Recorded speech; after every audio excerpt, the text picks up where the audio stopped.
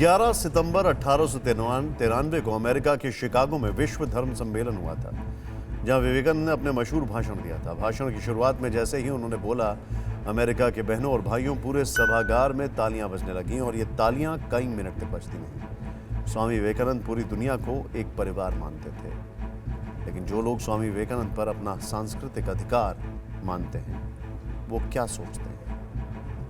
তারা আমাদের বাংলার লোক, কিন্তু যারা ইলেকশনের সময় গুন্ডামি করতে আসে আর দাঙ্গা করতে আসে, তাদের আমরা মনে করি তারা বাংলা থেকে বহিরাগতদের এখানে কোনো স্থান নেই, দাঙ্গাকারীদের কোনো স্থান নেই।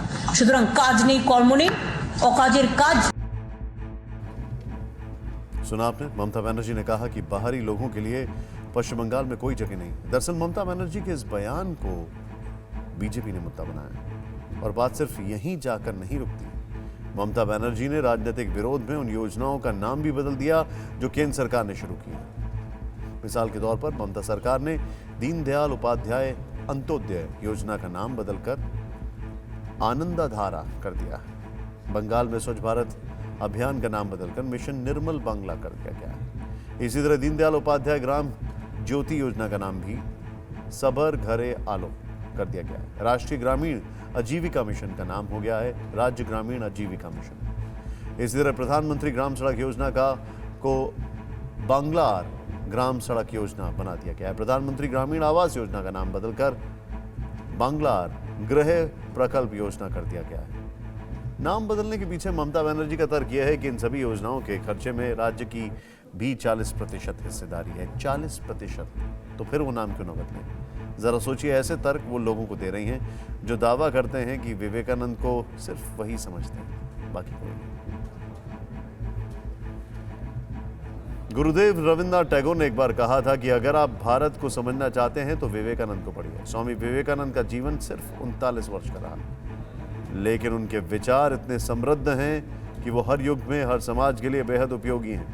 हमने आज आपके लिए विवेकानंद के कुछ जीवन मंत्र निकाले जिन्हें आपको ध्यान से सुनना चाहिए।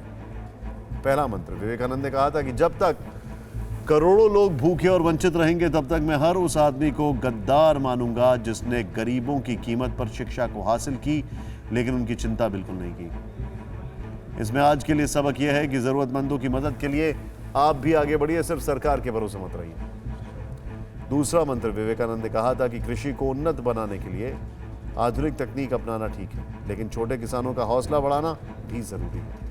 इसमें आज के लिए सबक यह है कि देश में योजनाएं ऐसी बनाई जाएं जो सारे किसानों के लिए समान रूप से उपयोगी हो।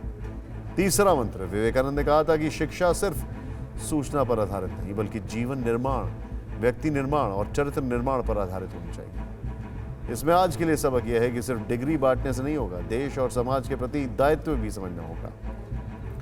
चौथा मंत्र, विवेकानंद ने कहा था कि इस दुनिया में आए हो तो अपनी छाप छोड़कर जाओ।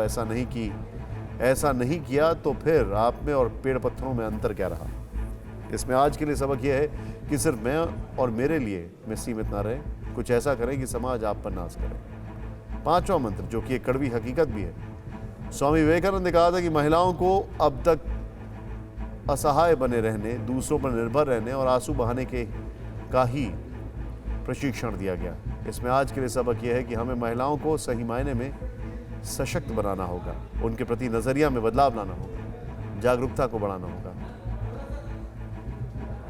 परवाह देश की, सोमवार से शुक्रवार रात 10 बजे TV9 भारतवर्ष पर।